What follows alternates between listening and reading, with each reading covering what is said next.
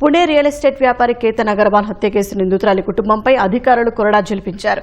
నిందితురాలి సియా గోయల్ కుటుంబానికి చెందిన సుగంధ ద్రవ్యాల దుకాణాన్ని మహారాష్ట్ర ఆహార ఔషధ నియంత్రణ అధికారులు మూసివేయించారు. పుణె నడిబొడ్డున ఉన్న ఈ దుకాణంలో నాణ్యతా ప్రమాణాలు పాటించకపోవడాన్ని గుర్తించి ఈ చర్యలు తీసుకున్నారు. కల్తీ అనుమానాలు, లేబులింగ్ సమస్యలతో 4,000 కిలోల సరుకును జప్తు చేసి పరీక్షలకు తరలించారు. డ్రై ఫ్రూట్స్, పసుపు, నువ్వులు, సోయాబీన్ వంటి నమూనాలు సేకరించారు. వీటి విలువ 8.5 లక్షలు ఉంటుందని అధికారులు తెలిపారు. మరోవైపు కేతన్ హత్య కేసు దర్యాప్తును పోలీసులు ముమ్మరం చేశారు. నిందితులు సియా గోయల్, చేతన్ చౌదరిలు రాజస్థాన్లోని ఖాటు శ్యామ్ దేవాలయంలో రహస్యంగా వివాహం చేసుకున్నారన్న వార్తల నేపథ్యంలో పోలీసులు ఆ ఆలయానికి వెళ్లి విచారణ చేపట్టారు. రహస్య వివాహానికి సంబంధించి ఆధారాల కోసం ఆరా తీయగా అక్కడ ఎలాంటి కెమెరా దృశ్యాలు లభించలేదని ఉన్నతాధికారులు స్పష్టం చేశారు. ప్రస్తుతం నిందితులిద్దరూ న్యాయస్థానం ఆదేశాలతో ఎర్రవాడ కారాగారంలోనే రిమాండ్లో ఉన్నారు.